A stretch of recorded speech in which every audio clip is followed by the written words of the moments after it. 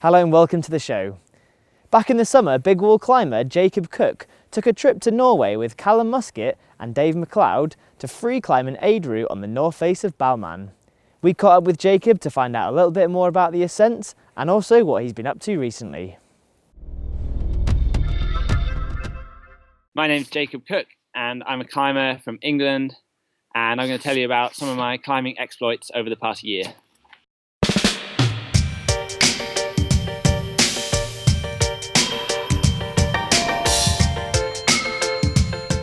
So I've spent the last 2 winters sort of living and working at the Olive Branch Guest House, which is in El Chorro in the south of Spain. Most people come here to sort of go sport climbing in the sun, which is really fun, and I've been doing a lot of that. But I've also decided to try my hand at some solo aid climbing.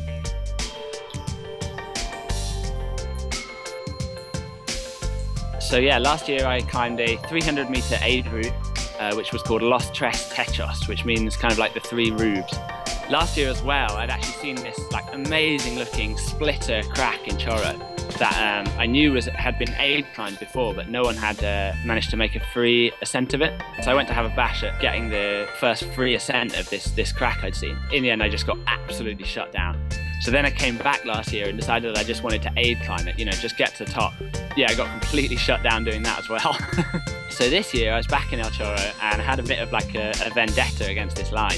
So this time I came back armed with a hammer and a bunch of different pitons and like some really thin pitons which are called beaks or peckers, and decided I was just going to hammer my way to the top of it. Yeah, I did finally manage to get to the top of it, so that was kind of like a mission accomplished.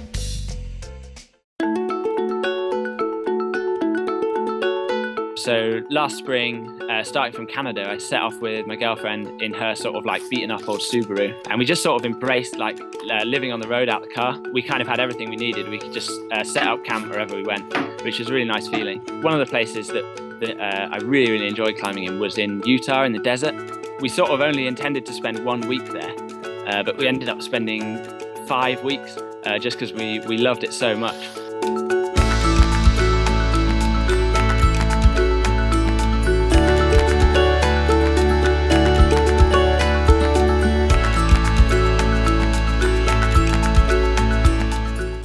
Towards the end of our time in the desert, we went to try a free climb Moonlight Buttress, which is a classic free climb in Zion National Park in the south of Utah. We climbed the wall over 2 days, and we both managed to free every pitch, which was a great experience.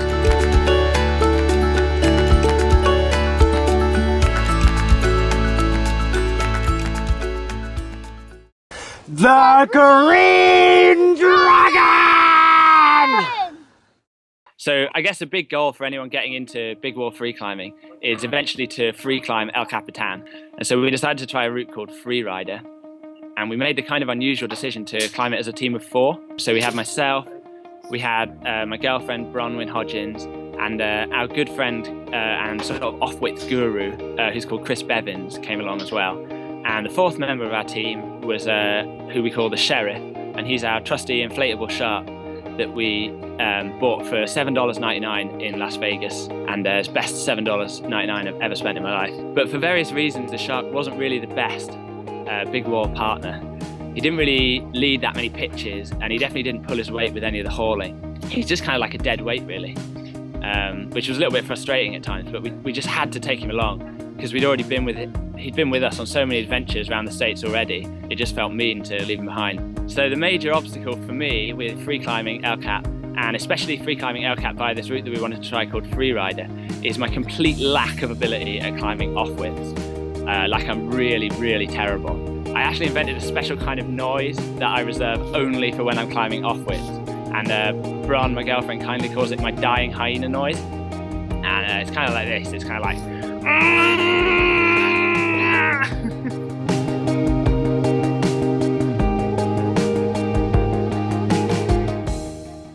So I'd really caught the bug for big wall free climbing, and all I could think about was my next big wall free climbing adventure. And luckily I didn't have to wait too long. That was going to Norway last August with Dave MacLeod and Callum Musket.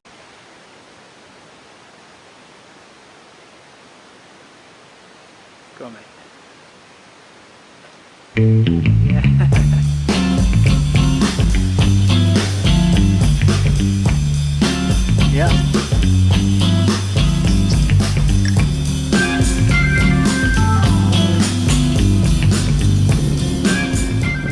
we were trying to make the first free ascent of an aid line on the wall, which is called Disco 2000, and it kind of winds its way around up between all these roofs.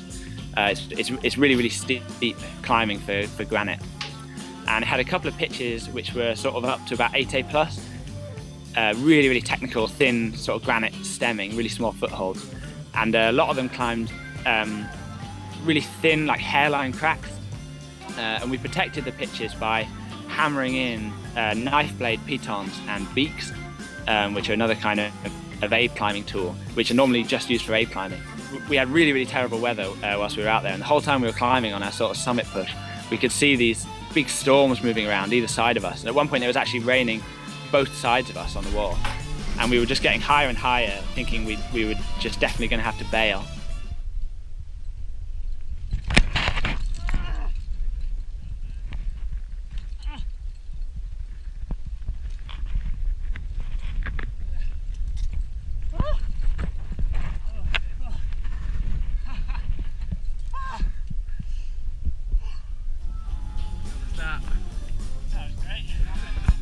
But in the end, I was seconding the final easy pitch to the top of the wall, just as like the heavens opened, and both me and Dave got absolutely soaked. Go on then. Move, soaking wet. But the rain stayed off long enough. Yeah.